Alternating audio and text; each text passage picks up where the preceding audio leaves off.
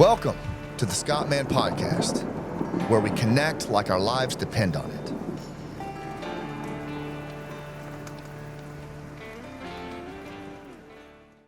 Hey teammates, welcome to the rooftop. This is episode 3, and it's a solo edition. We're gonna change things up here periodically at the Scott Mann Podcast. We're gonna move in between guests.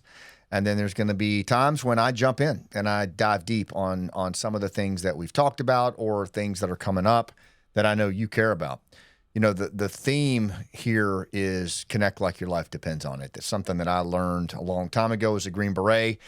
It's really been my body of work for decades. I think it's the most important thing that we can do as parents, as coaches, as teachers, business owners, war fighters. It doesn't matter. The reality is, as humans, we are social creatures. We are wired to interact with one another. It's really our primal superpower, but we've lost that skill. We've lost the ability to connect in powerful ways. And so that really is the through line of this podcast. And it's something that no matter who we have on here, we're always going to talk about. Now, today, what I thought we would do is we would go deep on episodes 1 and 2. There's been so much interest in the national security piece, and I get it, particularly around violent extremism, the reemergence of Islamist terrorism and its impact on the homeland, particularly considering the way we left Afghanistan. And so I think it's important that we build on the first 2 episodes with Sarah and then with Doron Keidar. So I'm going to ask you to stick around to the end. Okay, I'm going to ask you to stick around to the end, and we're gonna synthesize and crystallize. We're gonna take some major points that were made, and this is like Cliff Notes on crack. We're gonna go into the things that I think are most relevant, most salient to you, really drive those home, and then we're gonna move on. We're gonna move on to some other things in coming episodes, again with the through line of connect like your life depends on it.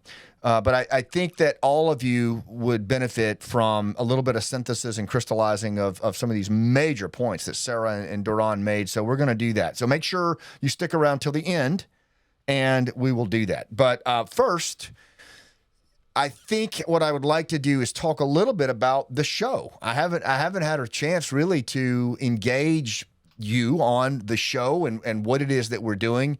Things are moving so fast on the national security front and all of that I felt compelled to get that to you. That's just, and I will always reserve that option to push to you information. If it's emerging stuff and I feel like you need to know it, I'm going to share it with you. I've always been that way, and I'm going to always do that. However, I do think it's important too that we talk about this podcast, that we talk about what you can expect from it, that you have some idea of how I'm going to show up and how I'm going to play. And also I want you to know what to expect and to determine if this is right for you or not. And so let's just jump right into that. There are lots of podcasts out there, thousands, right? And a lot of podcasts with veterans, global war on terror veterans in particular. And, that's not lost on me. And it's not lost on me also that the preponderance of those podcasts are interviews. And a lot of them are really good. They're really profound. The guests are incredible. And so I don't want to try to compete in a space that is already doing extremely well. I thought long and hard on going to a visual podcast like this. And, honestly, I've been doing a podcast. Some of you may know this for several years. And the bulk of it has been audio. And it has always been around human connection, storytelling, national security. And I called them my driveway episodes. And I would literally walk up and down my driveway and record these podcasts. It really started with Pineapple Express. When I felt pretty overwhelmed with things, I would go walk the driveway and I would talk with some of you who've been loyal to me since then on there. And I felt like moving to this medium, moving to this platform was necessary. And I wanted to bring the impact of human connection because I know we need it. And this is the forum to really do it. But I just want to be clear that where we're going with this podcast, when I say the through line of connect like your life depends on it, I'm not kidding.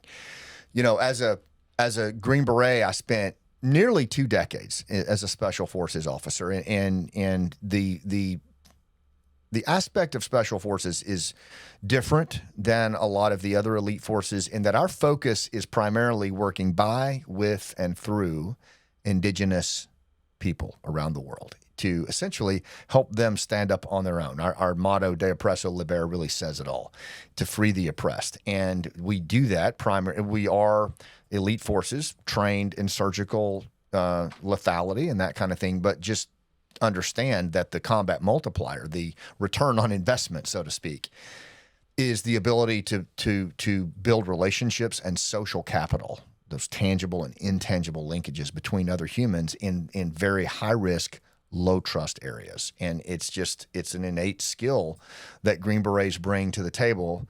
And it's also a skill that I think is highly needed in the country today. Not just a skill, but just a way of approaching things, this aspect. Because if we don't make a connection in many of these situations where Green Beret teams are dropped into, where you have a village elder tickling the trigger of his AK-47, deciding whether or not to dispatch you, you have to make a connection in 5 minutes or less, or you could be killed, or you could lose your mission, a strategic mission. The bottom line is that you need to connect like your life depends on it, because in many cases it does. Well, that's because you're operating in this churn of disconnection and distraction and division and distrust. By definition, that's where we operate. But what I would submit to you is I don't think we're that far off here in the United States. I really don't. I think that we are in a position today where that churn that we operated in places like Iraq and Afghanistan and Syria has made its way here. It may look different and we may dress a little differently, but the reality is those primal aspects of division and distrust and disconnection and distraction are as prevalent here, if not more, than many of those rough places where I worked as a Green Beret. And the difference is, I think that we are woefully unprepared for it here because of modern technology and our mobile devices and just a very much a transactional kind of rat race kind of existence. This primal tribal behavior that we're demonstrating, we're doing it almost in a subconscious trance state. And so where I'm going with this is this metaphor that I use for all of that division, distraction, disengagement is what I call the churn. And the churn, the problem with it is it's a novel set of social conditions that can really prevent you from making the kind of connections that you need to make in your life and from getting the kind of things done that you want to get done. So that's what this podcast is about, is understanding first and foremost that churn. Okay, so there's that. But then the antibody to the churn in many cases is human connection, okay? But the reality is this primal ancient body of ours, what I choose to call your instrument for communication and connection, is I think extremely misunderstood in these times that we live in. I refer to it as the human operating system, and I've taught this a lot in different environments. Is how do you bridge and make connections and build trust, and when there is none. And what I found is that in the churn, it's best to understand that this human operating system, this 1.0 operating system that runs in the background is primal in nature. It's 250,000 years old. And the more we understand it, the more we understand its innate makeup and how it shows up in weird situations, and when we're under stress and when we're under duress and when we're happy, the more of a competitive edge we have in being relatable to people and relevant. And that's what folks follow in all industries, all walks of life. We follow people who are relatable and relevant. And the more we understand our human operating system, the more we understand the environment that I call the churn, the more opportunities you have to connect like your life depends on it and to move people authentically. So I just want you to understand that is the through line of this podcast. We're going to talk about the churn. We'll talk about division and distrust and trance state and all of those things that press on you externally and internally so that you understand the operational environment. Because make no mistake, the churn is the enemy. when it comes to getting big stuff done, when it comes to connection. The churn is what stands between you and your higher set of goals to get things done. And it is the human operating system that represents what the vessel that you need to do it, and the craft is connection. And when you put that together, an understanding of the human operating system and a better craft of human connection, you have a competitive edge. So I can't think of a better way, honestly, to do that than to sit down with you and a guest and have conversations around connecting like your life depends on it. Now, the context will be different. Sometimes the context will be around national security or Islamist violent extremism. Sometimes the context will be around military transition and veteran issues or first responder issues, because admittedly, those are areas that I believe not only are of great interest to me, and I think many of you, but they also represent impacts on our civil society that are massive. So it's only appropriate, I think, that we tee those up contextually as ways to talk about human connection, because frankly, when it comes to those issues, human connection is the ultimate antibody to overcoming the challenges that we face in terms of national security, threats here at home, veterans issues, moral injury, veteran suicide. But that's not reserved for just that. We're going to have people sitting in this chair to my right here who have nothing to do with the military, who have nothing to do with, frankly, anything that's life or death in the sense of that we understand it with first responders and military, but no less relevant, no less important. Because the reality is there are certain universal singulars in this world that we're all wired very, very similar. And so the guests that I'm going to come in are going to be very diverse. They're going to be with lots of different backgrounds, but the through line will always be human connection. And we'll talk about things that allowed them to make connections and critical moments and get big stuff done. And that'll be another through line, is getting big stuff done. I don't believe in a lot of transactional stuff on this podcast. If you're watching this podcast to learn hacks or how to make more money, I mean, all those things will come up and they are relevant. I do believe in longevity and wealth and impact and social capital and financial capital, but I'm going to come at it always with a very authentic, primal approach around connection. And so just know that the guests that I'm going to select, I believe, are extremely representative to you on lessons that you can take away with for connections in your own life. Because at the end of the day, isn't that really what it's all about? If there's not applicability to your own journey and you as the protagonist in your journey, it's just entertainment. And this podcast, frankly, is not entertainment in terms of primary value. It is not investigative journalism. As I said earlier, there are a range of veterans who are doing investigative journalism, frankly, better than the legacy media. Sean Ryan is one of them, a friend of mine, and I think he does a fantastic job. That's not to say that we won't have folks on here that have been on Sean's show. What I'll always try to do, though, is take a different approach if they're on here. Like, for example, Sarah Adams has been on. I've interviewed her, Sean's interviewed her, but I always try to take a deep dive approach to certain things that maybe she and Sean talked about, and we pull the thread and go deeper. But just know that on this show, it's going to be conversations. That's going to be the real focus on here, are conversations. It's not going to be, because several folks have made a comment like, hey, Scott, let them talk more. It's a conversation. And the reality is I'm going to try to bring synthesis, and I'm going to try to pull things out, and it's going to be a two-way conversation around connection, so that we're able to hopefully go deeper on the things that you care about in terms of getting big stuff done in your life. It won't just be national security. At times it will, and I'll always reserve the right that if something's brewing that I think you're going to want to know about at an individual community level, I give you my word, I'm going to do everything I can to bring it to you. But it won't just be national security. In fact, if I could be a little bit candid, the national security stuff is really not my preference. I walked away from that world 12 years ago. wittingly. I meant to do it. I turned down a couple of commands. I did not want to go any further.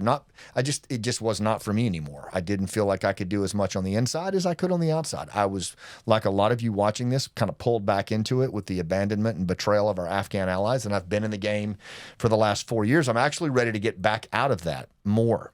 I'm really hoping this new administration that's in here will allow those of us who have stayed in the game with the dealing with the national security threats around violent extremism and the abandonment of our Afghan allies and all of that, to hand that off to administration officials. And that's what I'll be talking about on this show too.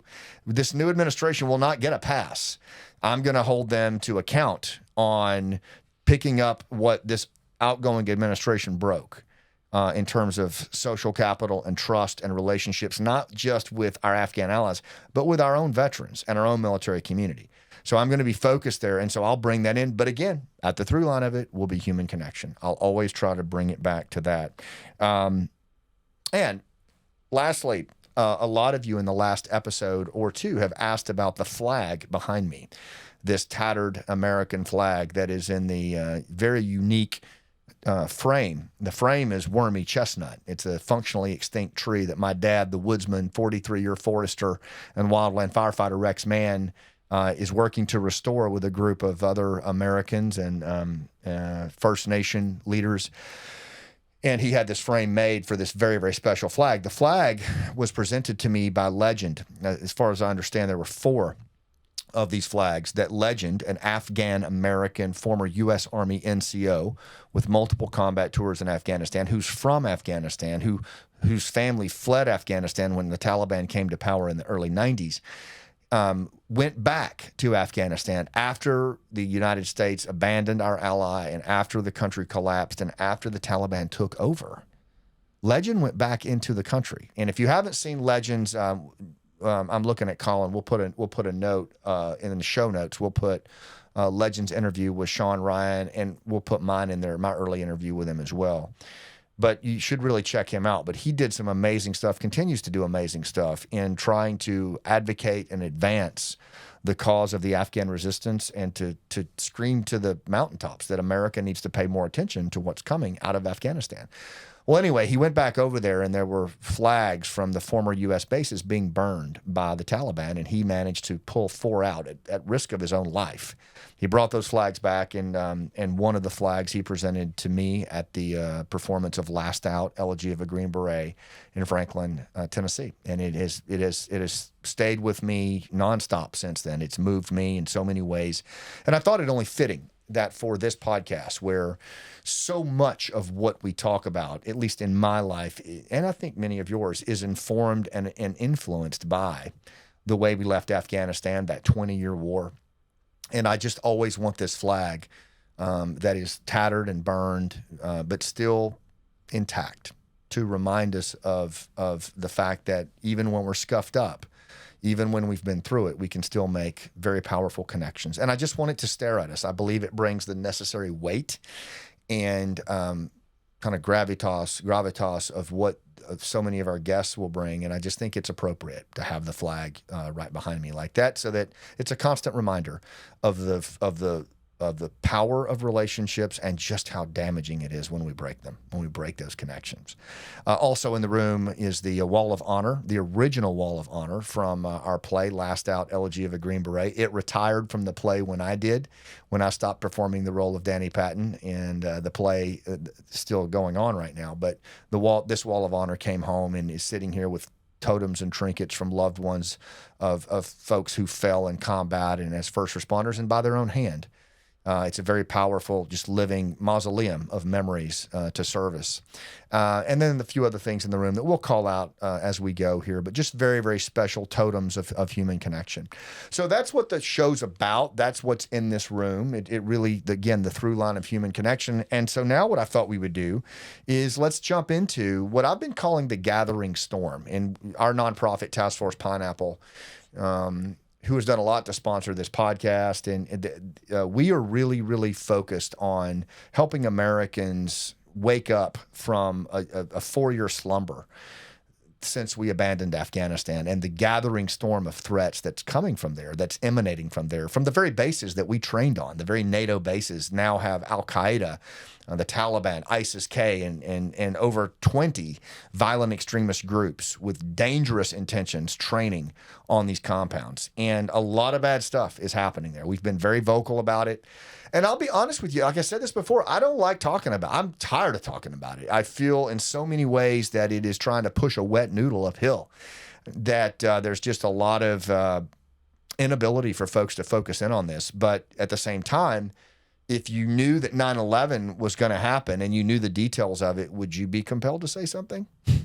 Because that's how I feel, and I know that's how a lot of us feel who are global war on terror veterans and intelligence alumni. We know something that has been shared with us by multiple highly vetted sources in Afghanistan about what's coming, and we feel compelled to share it. And so as much as I want to move on and just move on to elements of restoration and human connection at 56 years old, that's where I'd much rather be with you. I am compelled to continue to bring this information because I don't want to be on the other side of this thing wishing I had. I don't think my mental health could deal with that. And frankly, it's just not what I'm supposed to do. So what we're going to do now is we're going to jump into some highlights from the interview that I did with Sarah Adams, an intelligence targeter formerly with the agency, Benghazi targeter, award-winning author, and has just done more probably to warn us of what's coming. She has a very, very robust network inside Afghanistan, and she's been really adamant about informing us about what's coming, to include a contributor to the book Al-Qaeda 2.0, and she's also a contributor to our book Task Force Pineapple's putting out called The Gathering Storm, which should be out soon. And then following that, I interviewed Sarah. So that was on the intel side. That was episode 1, and you all seemed to really dig into that. And then episode 2 of the Scott Mann podcast was, I thought, okay, we've laid the intelligence out. So many of you were sending me questions about, okay, you guys have all really hit the point on intelligence, but as an individual, as a family person, as a leader in my community, as a member of the sheriff's department at state and local levels, what do we do? What do we do about this? We're not hearing anything from the federal government. So what do we do? What actions could we possibly take? What do I do? I've never been in the military or the police. How do I protect my family? And I thought, okay, well, then the appropriate thing to do here is to bring in someone who is a professional, who understands this problem set and who has lived it.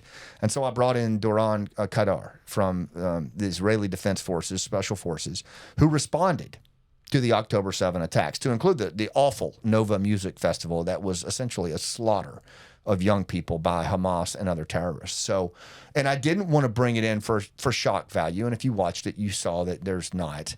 But what it was, I wanted you to hear from Doron's own mouth and his own lived experience what he feels is important that you should be thinking about. And I think he nailed it. I think he gave so many insights. So I just thought today we might kind of synthesize the two findings of intel from episode 1 and ops from episode 2 and just make sure we have some takeaways. Then we're going to move on to some other episodes away from national security. So let's jump into it. So one of the first things that I thought we would do was what kept coming up as I talked to people was including a lot of Israelis who lived through the horrific attacks of October 7 was this thing called hubris. And hubris in the context that I'm talking about is basically institutional arrogance, where you feel like it's just not possible that something could happen. I've experienced hubris, for example, when Sarah and I have tried to warn three-letter agencies and members of the incoming and outgoing administrations that there's something amiss. And they look at you, look, didn't you retire 12 years ago? I think we'd know if something was, that's hubris. Or even communities. I've had people from Israel tell me that many of the residents in these local these outlying frontier communities did not believe that Hamas was capable of this. And so there's a cost to hubris. There was hubris before 9/11, and I'm seeing it now. And so I just thought it would be interesting if we could start with the very first clip from Doron, talking about a general officer that was giving some guys from his old unit a briefing just before the attacks on October 7. And just how much hubris can show up and impact that it can have. So let's take a look at this first clip on institutional hubris. So October 6th, all of his generals and all of his officers and all of the high command of that battalion, the Gaza battalion, they go to meet with the Gaza general, who's in charge of all of Gaza. And they're in Tiberias at a hotel with families and all. So it's kind of like a nice little vacation while the men do some work in between. And so they're sitting there in the conference room. The general's speaking to them, and he says, because they kept asking, well, we need reserve duty days. We need training days. We need this. We need that. And he goes, yeah, we'll take care of it. Oh, I take note. Oh, yeah. And basically kind of wrote him off, basically. And then he finishes with, there's no concern. We are in the safest, most secure position against Hamas, against whatever, than we've ever been. There will not be a Yom Kippur under our watch. And this was on October 6th. On October 6th. Wow. Little did he know that he was going to eat his words. I wish I could say that was an isolated event. But the reality is we've seen this in the United States. We've seen this kind of hubris before really every major attack. And it is a real unfortunate reality, but it doesn't have to be that way. One of the biggest concerns I have right now, and I'm just going to say it. I mean, I have no reason not to. One of the biggest concerns I have right now is that there is an entire generation of veterans, global war on terror veterans, who answered the phone on August 15th, 2021, when we betrayed our allies and we left them to their own devices. And many of these individuals have very, very high fidelity information about what is coming our way. And these veterans and intelligence alumni kept these individuals alive for 4 years. They were their lifeline, and they still are. And these veterans are trying to tell the incoming administration what's coming. And my hope and my prayer is that they will listen. And my hope is that all of you watching this will continue to press your congressmen, your senators, to get them to listen, to get and it's, again, I don't think it's a willful or malicious thing. It's just a level of hubris that can come with the job, that you think because you're in this billet, and if you're not hearing it on your classified system, it doesn't exist. And that is a very, very, very dangerous proposition. And even if you think you have all the information, you don't.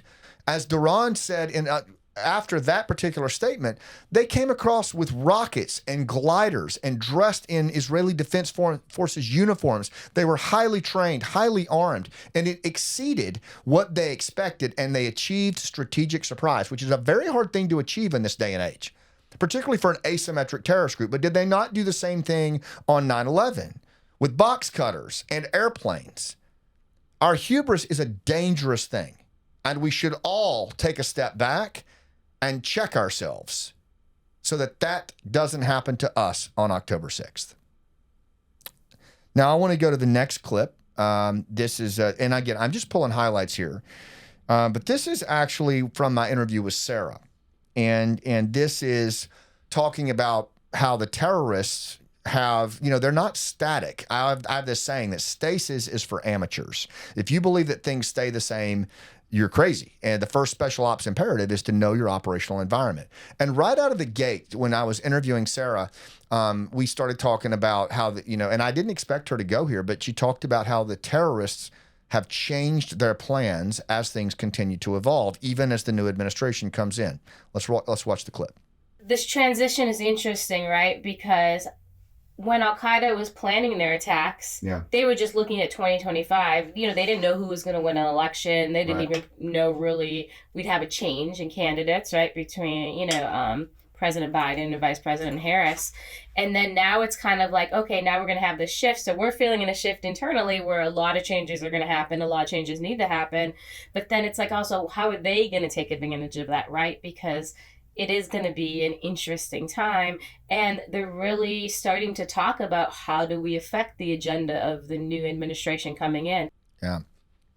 So there you go. And, one of the things that just since President Trump, so let me just pull the thread on that. I mean, there is a whole range of things that the intelligence folks that I speak with are saying that they're going to try to do to tip the apple cart with President Trump's administration. They're already thinking this way.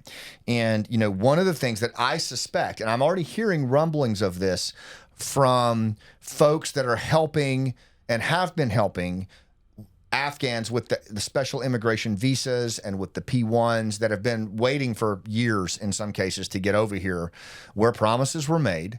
And now with the Trump administration coming in, there's a new platform on immigration, and rightfully so. Rightfully so. Don't get me wrong.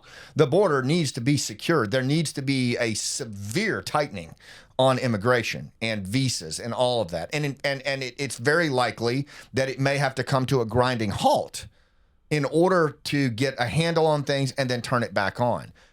But understand that, the enemy has a vote, right? And so one of the things that there is a concern for is that you have folks that are trying to get people over here, folks that were promised the opportunity to come over here, and then all of a sudden it dries up and bam, either you think you can't or you in fact can't get over here anymore because of a change in the Trump administration's immigration policy. And again, I'm not criticizing the policy. What I'm saying is that everything has secondary, tertiary effects. It's very likely that bad actors from the Taliban and other groups will try to exploit that and go up to the commando and say, see, I told you, you're not going to get over there. Your family's not going to get over there. You need to come work with us and just go ahead and accept it. So there could be the potential exploitation of a complete depletion of morale and a finality of trust, no more trust in the United States. They held out for 3 or 4 years. This is the final straw. They're not gonna get here, or they're not gonna reunite with their family, and they become vulnerable for exploitation. Again, not a judgment, but that's just good practice to understand that they are going to continue to evolve as this new administration comes in, and everything they do, they will try to, that the administration does, they will try to exploit. I would also not be surprised if they try to do what they can to revive the Doha Agreement, even though Commander Massoud has said it was one of the singular greatest contributors to the collapse in Afghanistan, right? It is that there are a lot of things about that agreement that are problematic. They will probably try to revive it, and I don't know which direction the administration will go with that. But again, it is something that was not in play for the last couple of years. They may try to put it in play for their own nefarious gain, okay? So we just need to keep an eye on that. We just need to pay attention. And again, I'm starting at the macro level, working down to macro, working down to community. But if you don't understand things at this level, you really render yourself kind of unable to even navigate the stuff that comes at you at a local level. It's important to understand some of this stuff at kind of the higher echelons because you can affect it. And we've proven that. All right, clip number 3 is what I call the twilight zone. And this is something that I get a lot, where just even this past weekend, I had someone ask me, well, okay, if you and Sarah and Legend have this high fidelity information, how come I'm not hearing this from the agency? Why am I not hearing this from the Department of Defense? In a very skeptical kind of way, which is fine. It's fair. But I think it's important that we examine this and that we get this across, because even the new administration that's coming in, they're going to get their outbriefs from whom? They're going to get their outbriefs from the 3-letter agencies and the departments that were under the Biden administration. And so how much of the information, at least that the veterans retain from these abandoned sources, are they even going to get? Well, let's roll the clip and take a look. I don't understand why, and there's skepticism in the tone, why I'm not hearing this from the 3-letter agencies. Why am I hearing this from Sarah Adams? Why is Scott Mann echoing this? But I'm not hearing it from the agency. I'm not hearing it from DOD. Yeah, and I mean, the simplest way to put this, and we've explained this for a long time when it comes to Libya, for example. So when we went into Libya after Gaddafi fell, you get collection priorities in the U.S. government, right? And our collection priorities were mostly political reporting, right? How's the government going to be formed? There was something called federalism at the time. It was a high priority. And then, as you can imagine, what was going to happen with the oil industry, right? So those were our collection priorities that's what people were paid to collect on, and those are the talent they brought in. So when it comes to Afghanistan, our two collection priorities as the U.S. government is Islamic State Khorasan province and Al-Qaeda Indo-subcontinent.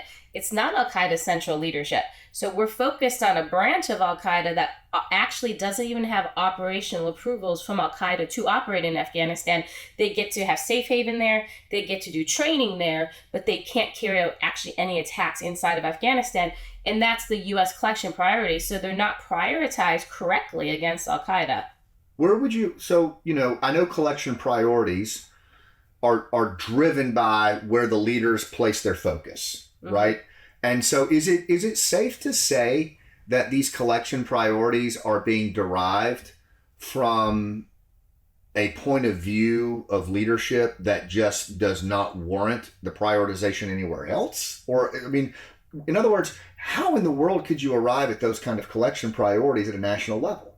So our system is a little broken, unfortunately. So how intelligence collection works, your value is based on how many reports you put out and then how those reports get scored, right? So like in the CIA, the more reports you put out, right, the more chance you get of getting promoted. So actually when, the famous Maya got Osama bin Laden, she didn't even get promoted for that. Now, if she had captured Osama bin Laden and wrote 20 reports debriefing him, she likely would have been promoted, right? It's this strange situation. So because the Taliban is providing information on ISKP and AQIS, they can put out a lot of reporting. See, we have a broken system. It's not about the quality of the report. It's about how many. And so it's almost like we need to fix something in the core of how we collect. This is really important. And it's really important for all of us to understand this, particularly my friends at the state and local level. And to my incoming administration colleagues, it's important, I think, that we have this conversation. Because first of all, whether you like it or not, our government abandoned 99% of our human intelligence capabilities in the place where the worst terror attack in American history originated, Afghanistan. We abandoned 99% of our assets who were very well placed in these bad organizations, and they had access and placement and were providing information. And then on August 15th, we just didn't pick up the phone. Okay. And that 100% of our special ops partner force was abandoned. Abandoned in the street with no recourse whatsoever, to include exfil. Okay. So they were our eyes and our arms for, we were blind and impotent is how we rendered ourselves. Of our own volition, we did this. We walked away from 20 years of source building and handling and a partner force that did 95% of the fighting towards the end of the war.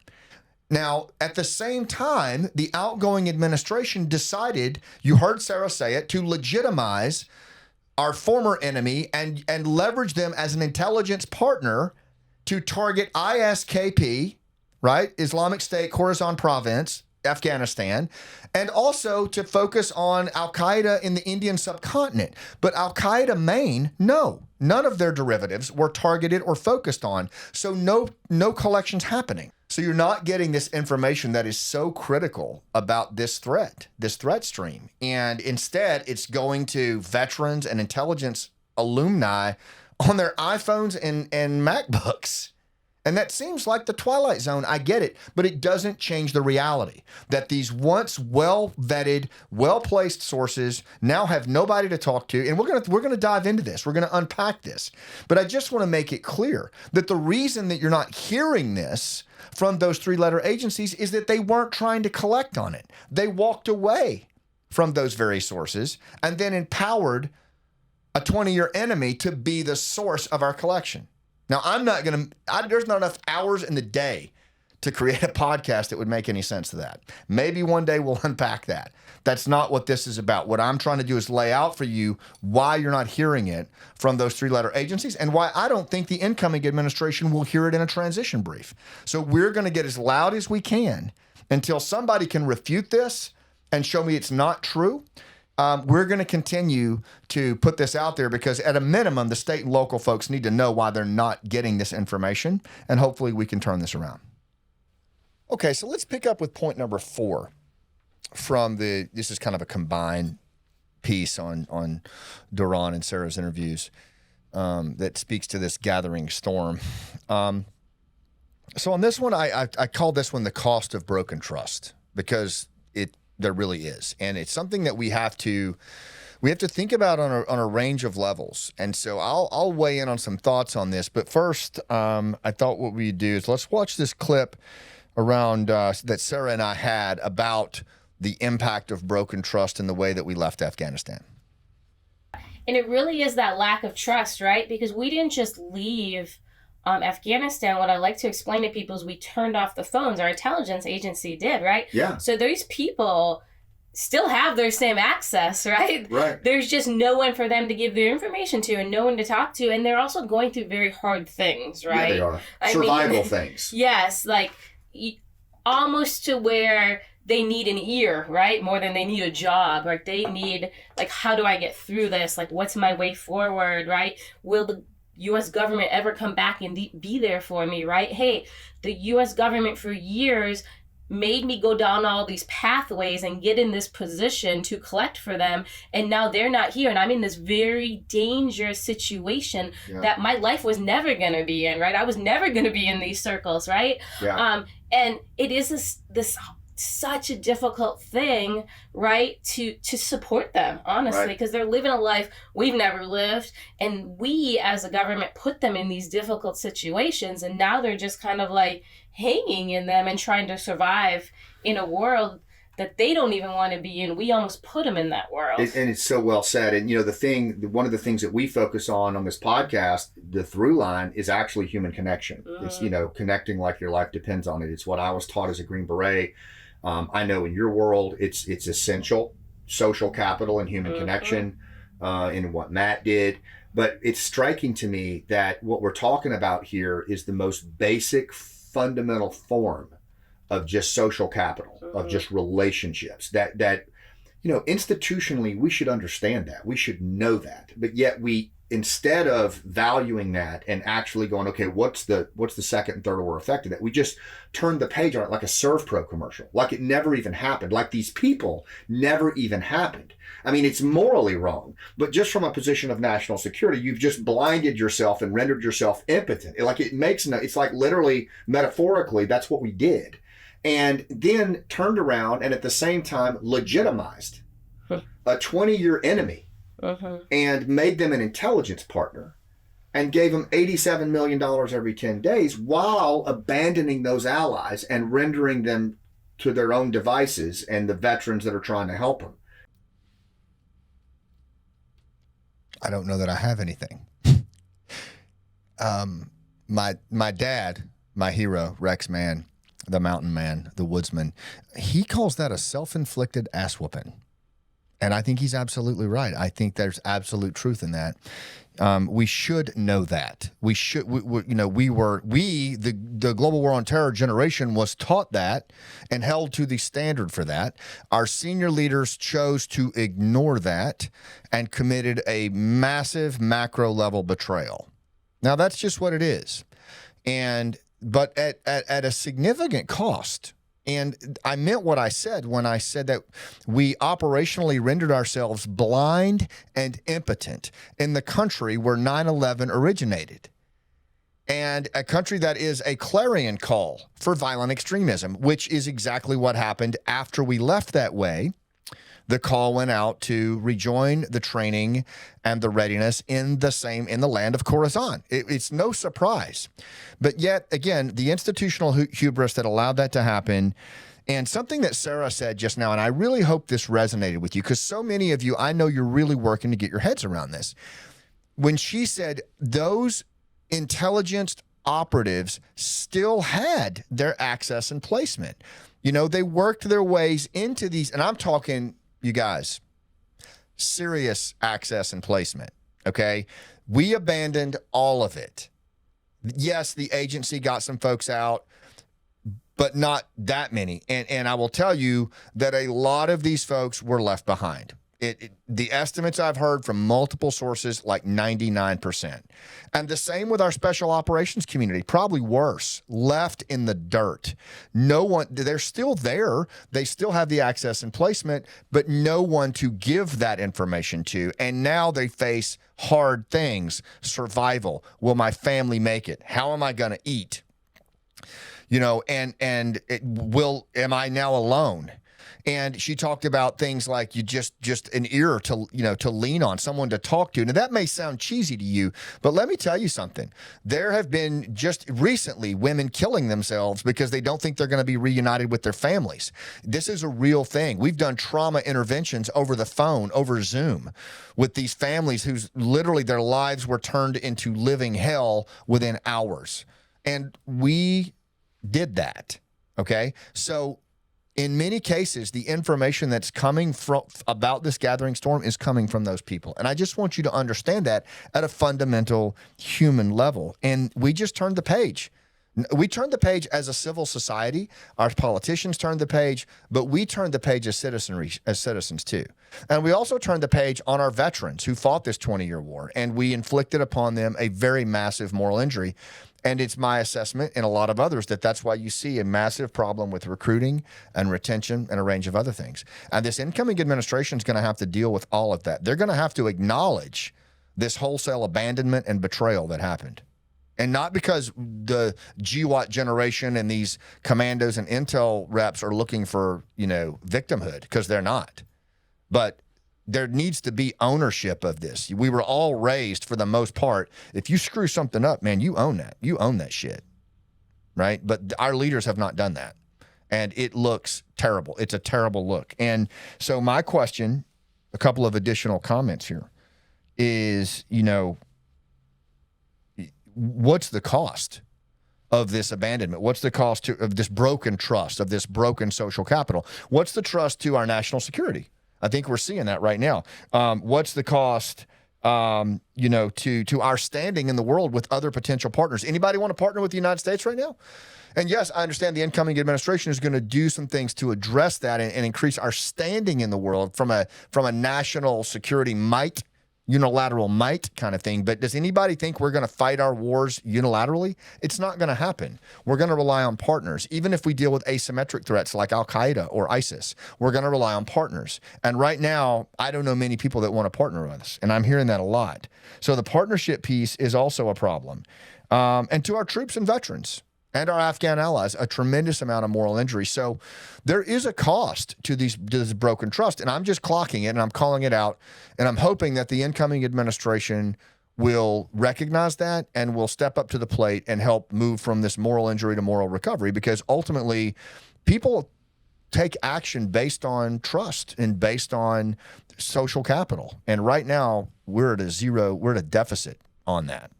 So the next clip I want to look at, this is just building one thing after the other, is what are we actually seeing in terms of how this threat is manifesting? Because there's a lot of kind of, I think, misguided perspective on who's doing what. And I think we're being sold a bill of goods. In a lot of cases, we think that the enemy will manifest this way because that's what we're told. But the reality is that our enemy is very smart, and they know how to use surrogates, and they know how to use fronts, and they know how to make a shell game out of what actually is happening below the surface. And I think we're getting played like a cheap fiddle. Let's watch Sarah's clip. Well, there has been a promise, right, that the Taliban would never let Al-Qaeda attack again on U.S. soil.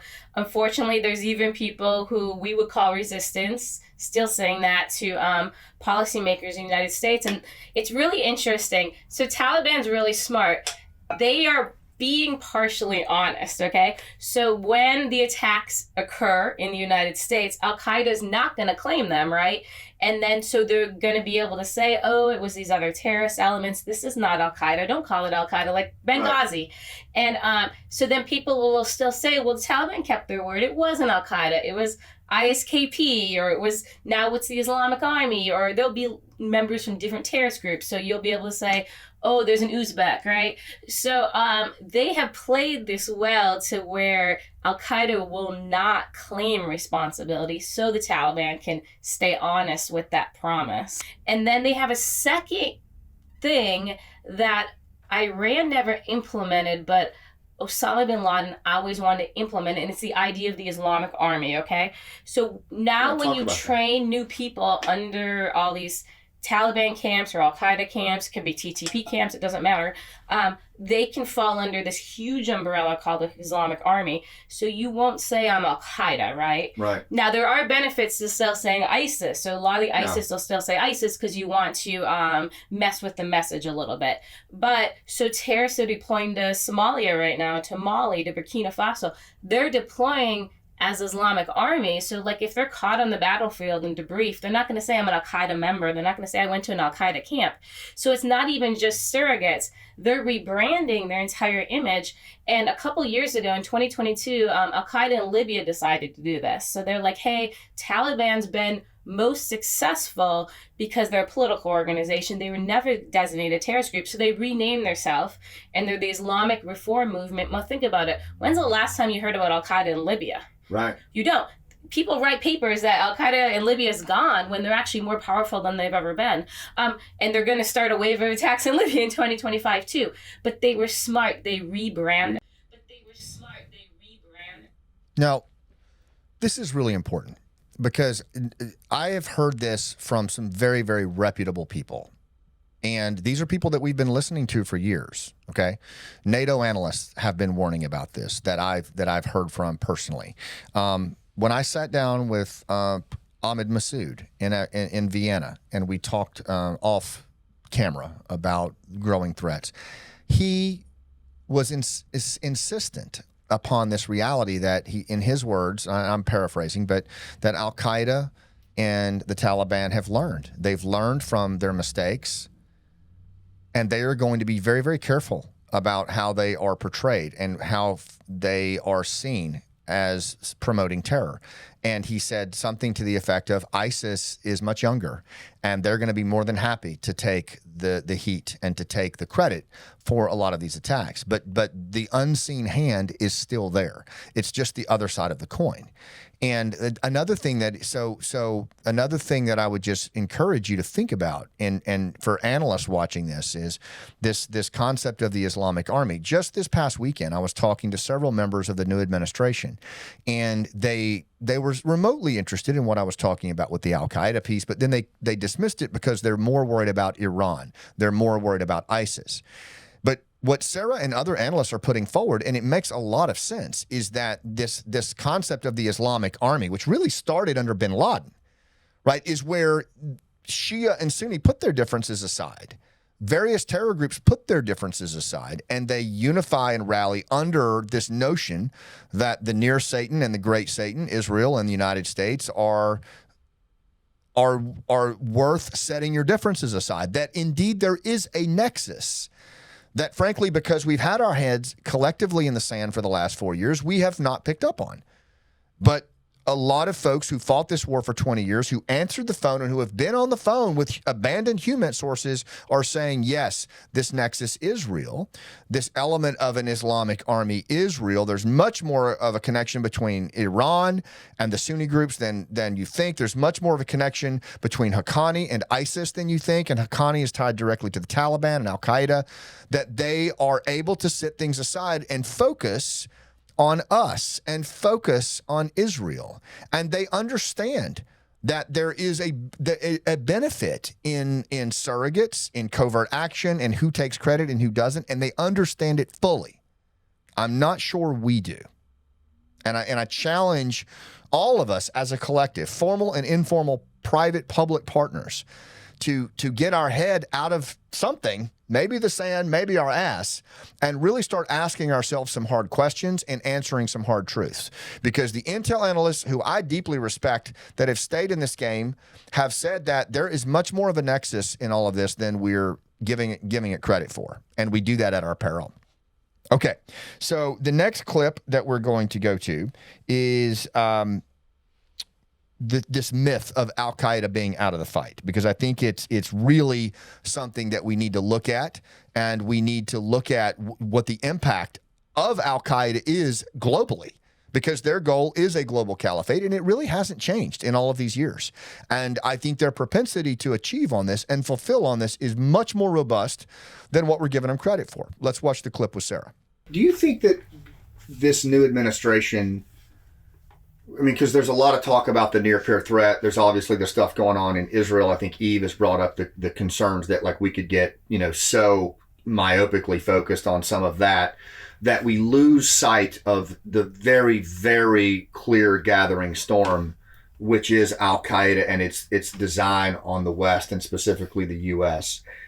Do you have concerns on the new administration, again, clocking that reality and integrating it into how they operate? Yeah, I think we are kind of in a country assessment that Al Qaeda isn't the main threat, ISIS is the main threat.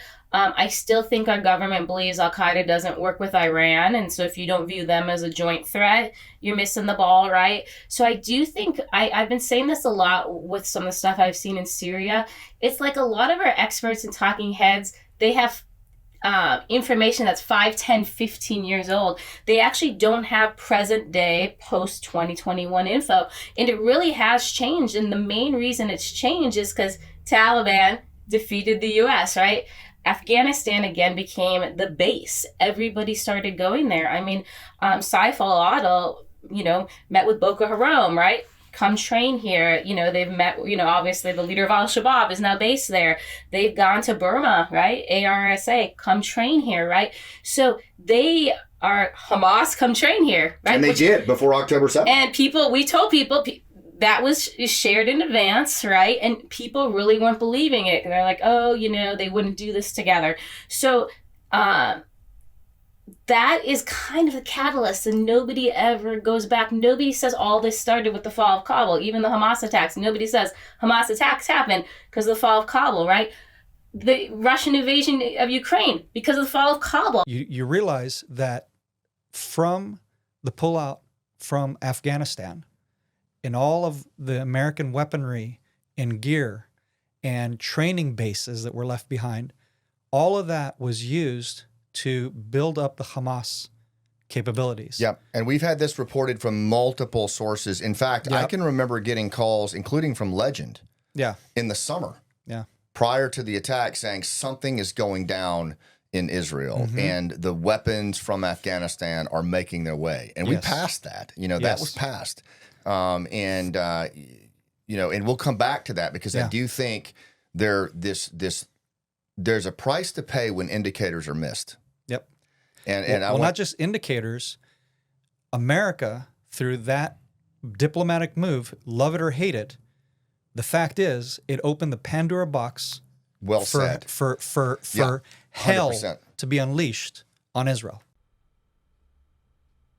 I mean, we took that from the macro level former CIA targeter, Sarah Adams, down to a special forces operator on the ground responding October 7, saying the exact same thing. That what they inherited that day on October 7 was a direct result of the way we left Afghanistan and what followed when we left Afghanistan. Explicitly stated, equipment, training on bases, and fighters. And so, but no one's talking about that. And this is really important, you guys, because where I'm going with this is that if you read Al-Qaeda 2.0 and you listen to a lot of the analysts that are talking about this, there is an expansion of this plan to move from Israel October 7 into Western Europe, into the United States. And it makes a lot of sense. It makes a lot of sense that these locally distributed complex attacks are the preferred choice. And they have been for quite some time. Look at Mumbai. Look at what happened in Russia. So I just think it's really important that we understand that the outcome of this, decision has secondary and tertiary effects that are still being felt. And they're going to affect us at state and local and community levels, at individual levels. And our ability to understand where that emanates from directly correlates with our ability to defend ourselves. So now we're going to start working it down to the community level. We've got a few more points I'm going to make here. And what we're going to start doing now is we're going to start to look at, like, okay, what does this actually look like? You just heard Sarah and Doron bring to the realization that the way that we left Afghanistan resulted in October 7. What does an October 7 style attack look like based on lived experience in Israel and what is being said about what Al-Qaeda and other groups want to do in the United States? Let's check it out. What does that mean for when you the Al-Qaeda plot 2.0? What does it look like in your, if you were going to lay it out? Folks are watching this right now who are, the heads of a sheriff's department. We've got folks that are watching this that run daycares in, the Midwest. Like, what in their, like, in that language, and what does that look like? This Al-Qaeda 2.0. What does this plot look like to folks that live in the everyday? Yeah, I mean, the way Hamza looks at it is they want to take what they felt was the battlefield, right? So, like, let's say the battlefield in Fallujah, and they want you to feel that in towns in America, because right? That's a form of retribution too, right? Mm-hmm. Against the global war on terror veterans that brought that to them. Exactly. So they want to bring it to your home, where you live, work, and play. I don't know how I'm going to react to this. Right. But it's not going to be pretty. Yeah. It's not going to be rational. Yeah. To what I can assume. And that was hard.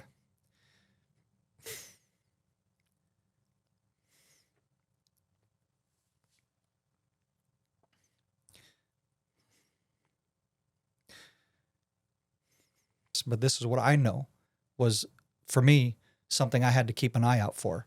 Yeah. We learned, like I said, all this information's coming in, that they are dressing like IDF soldiers, right, and or law enforcement, right, and or ambulance. So this is what you're hearing as you're coming in. So they're in disguise. That they're dressed, yes. And I've seen this in other reporting, that they're dressed like security forces. Yes, and they were. Okay. And they threw us off. Of course. The operators. Yeah. Okay. So as I'm hearing this, I'm going, oh my God. So like I said, I went to pick up my buddy first. He lives in central Israel, one of the bigger cities. And as I'm driving, it's like a ghost town, like almost nobody on the road. And then I see a checkpoint. And I go, okay. So I get my weapon and I'm ready for a gunfight. Yeah. That needs to be in your head. Yeah. This could be a trick. Yeah. You need to be ready for a gunfight. Yeah. It's not, well, it looks like police. I don't care. They took the police vehicles. They took the IDF vehicles. They took their kit, and they literally, like Hitman or whatever, the guy who's always, putting up disguises. That's what they're doing. Right. They're smart. They're not stupid. And they will, if they can entrap you, they will entrap you. The booby traps that they set up teddy bears, backpacks with traps, because you, as a sympathetic father or husband, or who has kids, you see that on the ground, and you see people that have been tortured to death in the worst horrible ways. I'm not going to give exact details, but for those who claim that the beheadings of these babies was fiction, you can go to hell. Because I saw, and my men saw. I'm sorry, brother. The worst nightmare of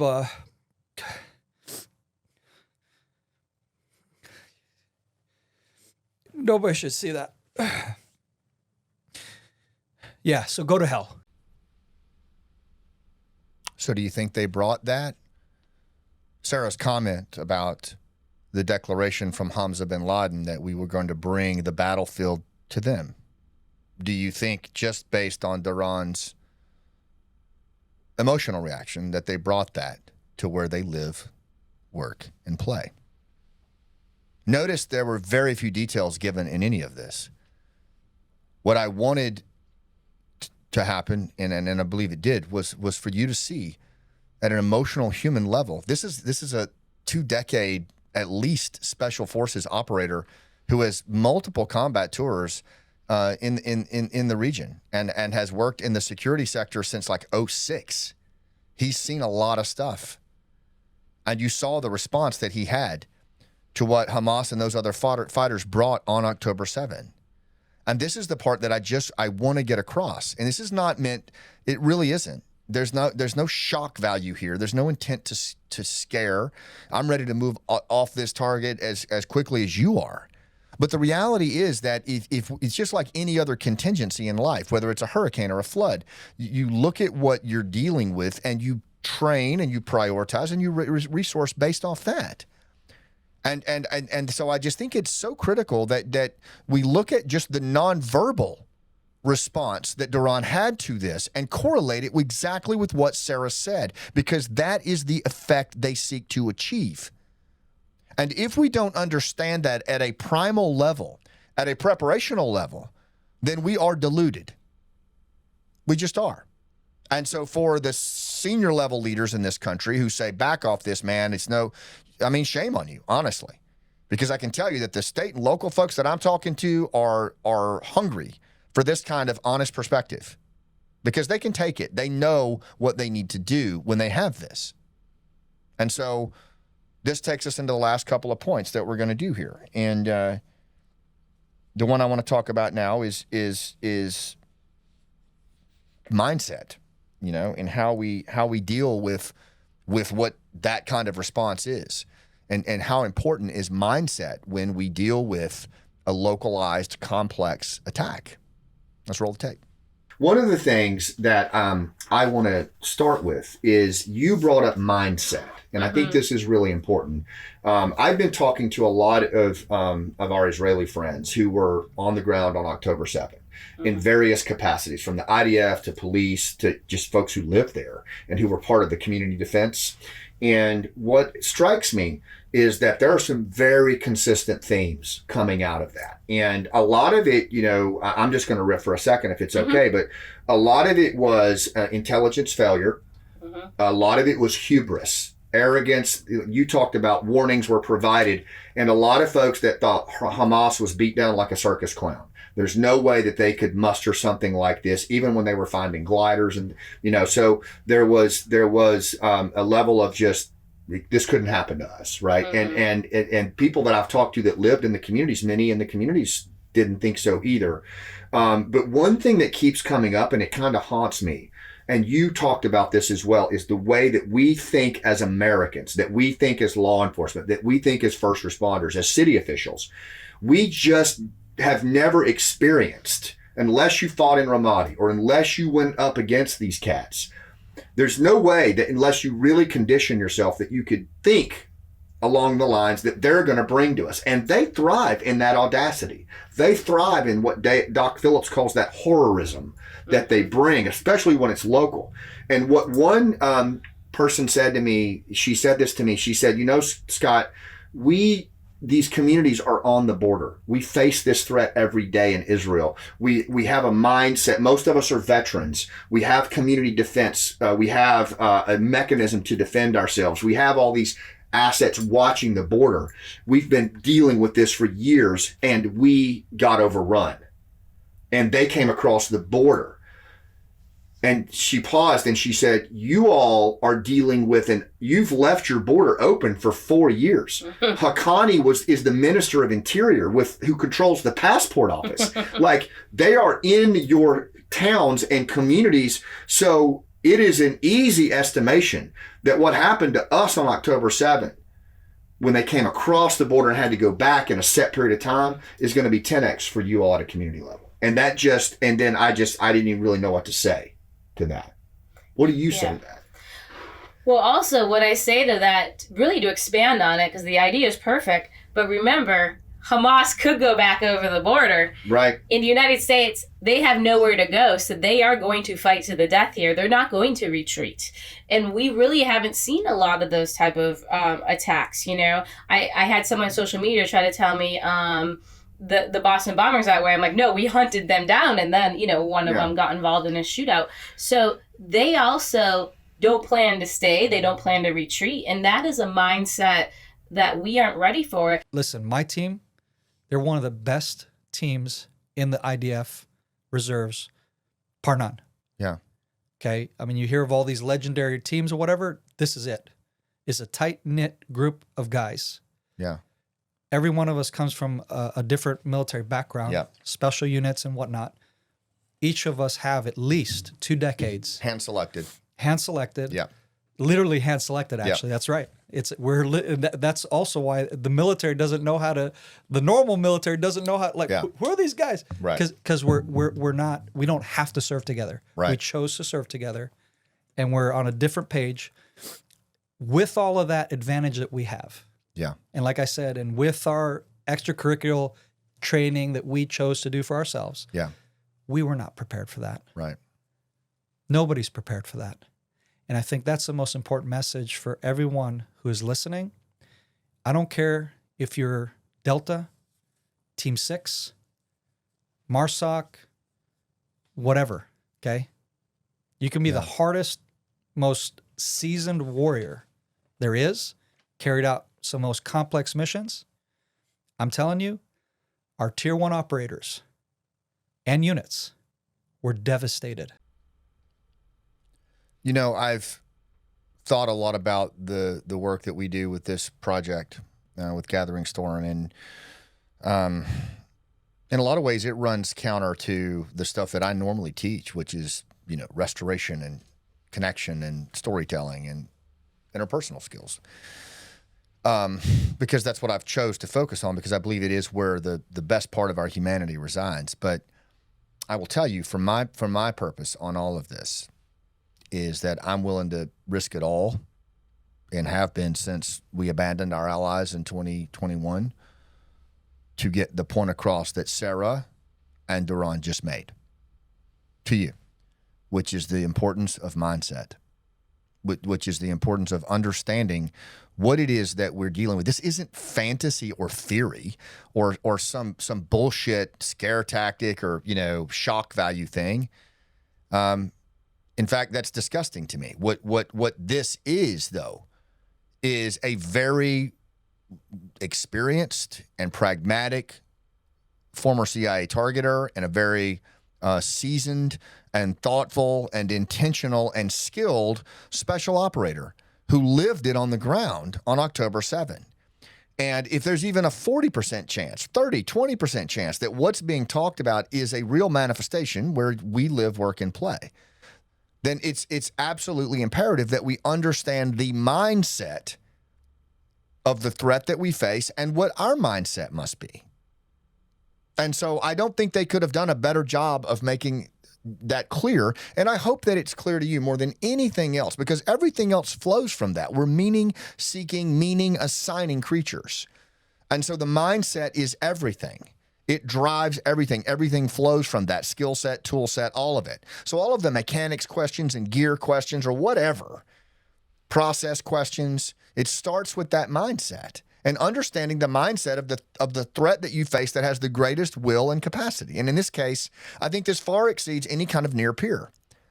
So I'll let you make up your own mind, but it's been presented to you now in the most compelling way I can find. And so for the last couple of things that we're going to do here, the training thing always comes up.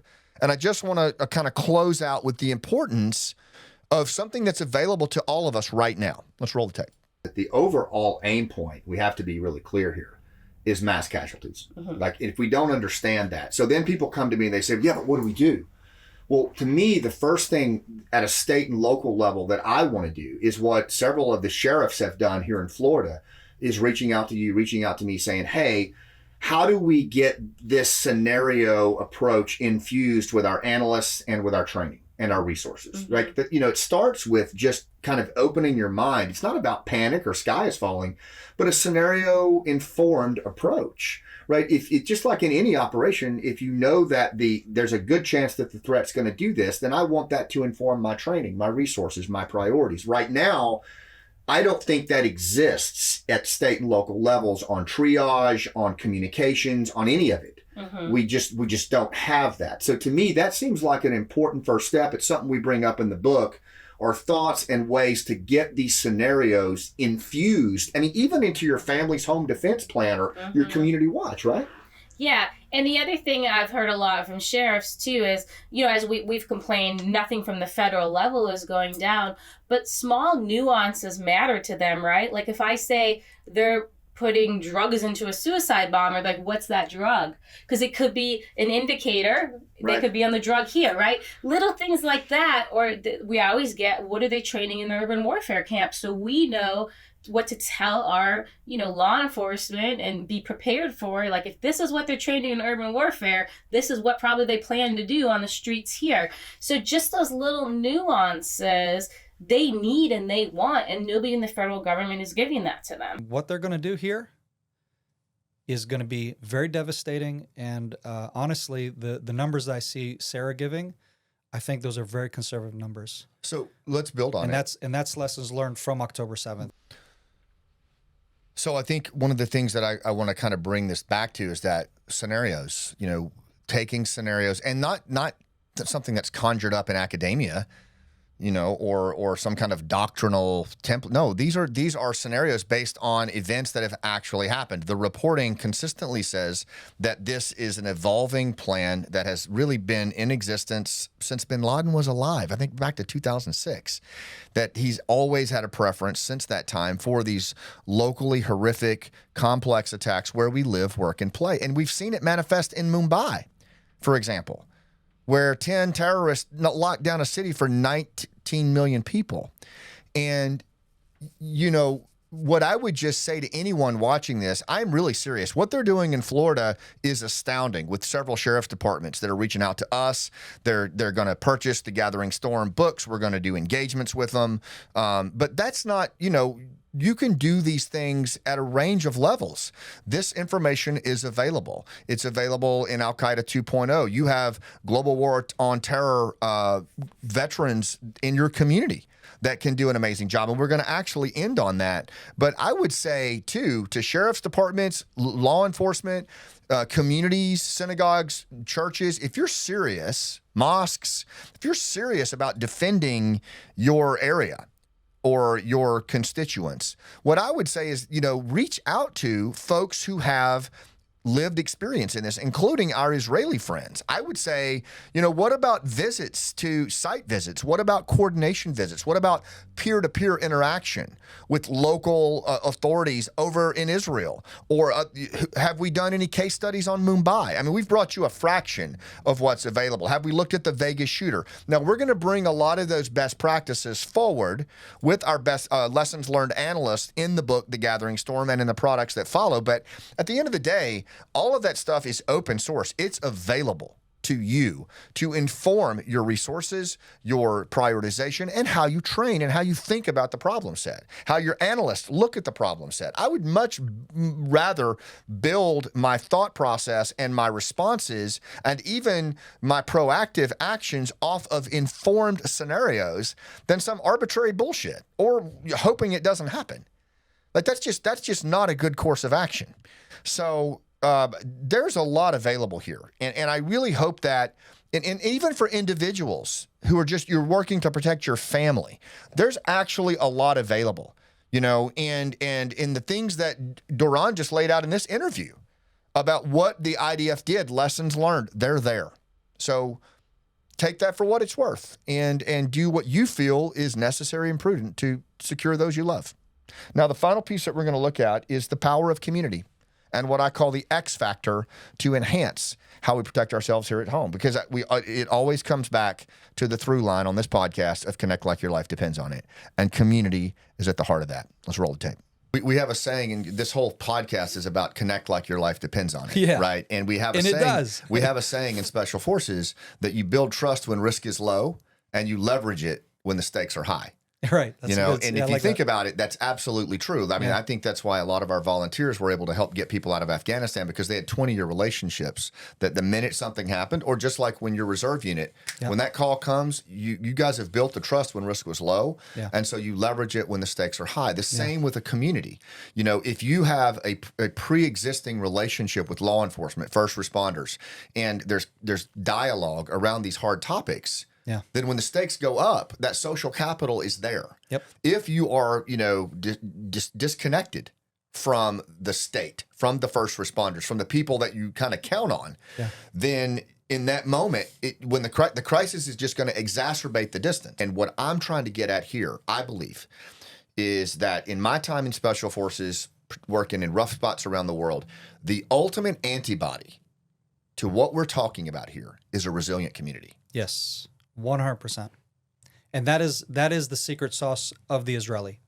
So I'm going to close it there. I really do believe this has, in multiple interviews that were not necessarily on camera, I've interviewed quite a few Israelis who were either in the IDF or the police or in the communities where these attacks happened.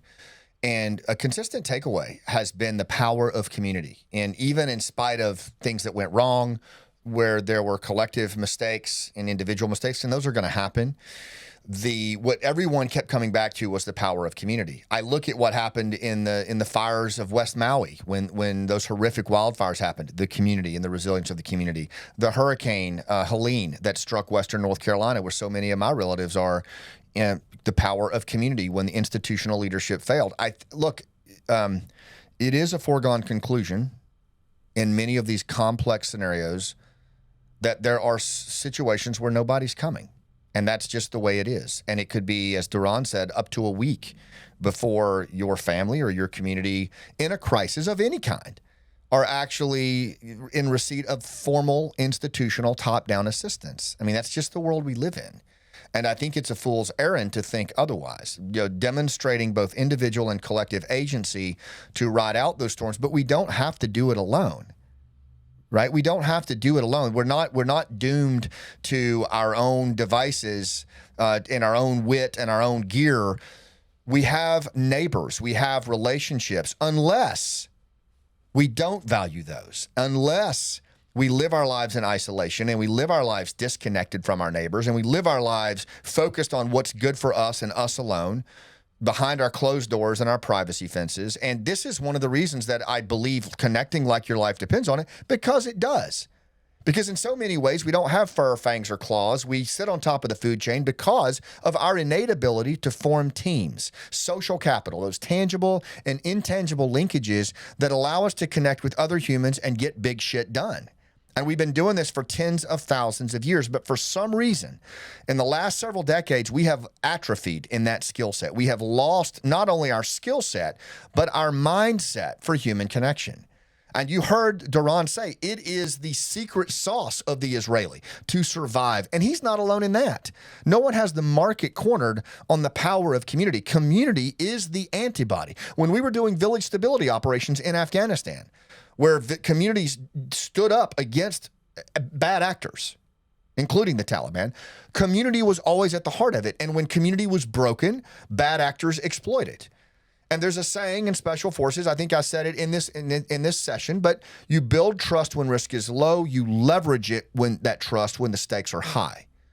And so a community is not a foregone conclusion. Yes, people come together in a crisis, but if we don't connect now, if we don't build social capital with law enforcement now, if we don't talk about what do we do if they're wearing first responder uniforms and have trusted conversations with our law enforcement, if we don't build reciprocity with our firefighters and our paramedics, our EMTs and our sheriff's department, and they don't feel valued, it's not a good scene.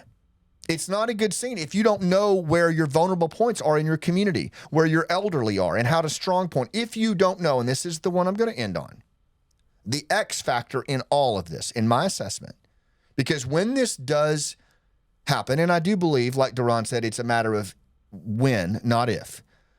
What these guys are going to go for is not going to be a casual attack. It is going to be hitting us where we live, work, and play to the degree that they render us with systemic paralysis at an institutional level. That the first responders, the military, are not able to respond because they're too busy. They're either taken out or they're dealing with viable threats that they cannot overcome and get to you. I mean, we saw it in Western North Carolina with a hurricane, for God's sakes, right? My point here, the X factor in all of that, I believe, are those same cats that went into the mountains of Western North Carolina. Those same people that jumped up on the Signal chat rooms are the global war on terror generation veterans. The same ones that rushed into assistance with our abandoned Afghan allies, right, that have helped in Ukraine. There is something about this generation of global war on terror veterans, I can't quite put my finger on it, but they move extremely fast. They understand this enemy very well, and they are dispersed throughout our communities. They are quick to rush into the fray, and they know how to do it, and they're very competent. And what I would tell first responders, and I'm getting a lot of this from sheriffs in Florida in a good way, and a lot of you are reaching out to me as well, get asset visibility on those veterans, on your global war on terror veterans, because they understand this threat. They fought them in Fallujah and Kandahar and places in between. They know how this enemy thinks. They've dealt with fighters who have fought to the death. And again, I'm not doing this to scare anyone. I'm doing this to illuminate a strategic asset that lives right in our communities. There are many of them that know how to do threat vulnerability assessments on the daycare, on the school, and they would probably happily do it. I can't tell you how many have reached out to me just offering to help. And so this message is to those global war on terror veterans and other veterans that have reached out offering to help. Part of this is reciprocal, is us reaching out to our neighbors and our communities. And I know at times it's hard to feel like you're connected to them or you know where to do that, but I would reach out. I would reach out to local law enforcement, reach out to city managers. City managers, reach out to your Special Forces Association, to your SEAL associations, to your Veterans of Foreign Wars. There are a range of organizations that can responsibly and in close coordination with civil authorities work together to form private-public partnerships that are resilient antibodies at a community level against bad actors and threats like this. And at the worst, if we're wrong, we just get a more resilient community. I don't think that's such a bad thing. I want to thank you for taking the time to dial into these 3 episodes. If you haven't watched the other 2, I recommend you go back and you do that. And most importantly, I recommend that you do your own homework, your own due diligence, and don't sit around wringing your hands on this stuff. It doesn't do any good to do that. And frankly, that is definitely how bad actors win. It is about informed, scenario-based thinking, resourcing, prioritization, and training. And frankly, good connections with your neighbors that create a resilient community, which is an antibody to all things that make life miserable. So until next time, wait, I want to stop right there. There's a couple things I forgot. I want to thank the first couple episodes, holy crap, I had no idea that we would have this kind of reach. So many of you have subscribed. Thank you. I mean, we're thousands of subscribers, and I really, really appreciate it. It means so much to all of us on our little team here. I can't tell you what that means. And I promise that we'll keep bringing just as quality conversations around human connection that matter to you as we possibly can. I would ask you, if you haven't subscribed, please subscribe. Please share this podcast, like it, rate it, get it to folks that need to see it, because this is about building a community. And so we would invite you to do that. If you want to go deeper on this stuff, I have a Patreon site that goes even deeper and a lot of cool things that come with that. So we invite you to be part of that, and also keep your eyes peeled for the Gathering Storm stuff that's going to be coming out through Task Force Pineapple, our nonprofit. It's going to be just a rolling series of things that we want to get to you, but I don't want to dominate this whole podcast with that, right? So we're going to push that through Task Force Pineapple, tfpineapple.org, and we'll put how you can get in touch with us there and have access to Gathering Storm and a whole range of other products. So that's really it. Let us know what you think about this solo version. I know we went a little deep on stuff, but I think a lot of you have been doing that with me for a long time, and I think there's a benefit to that. I certainly like riffing with you and telling stories and connecting. So until next time, thanks for what you do, and I will see you on the rooftop.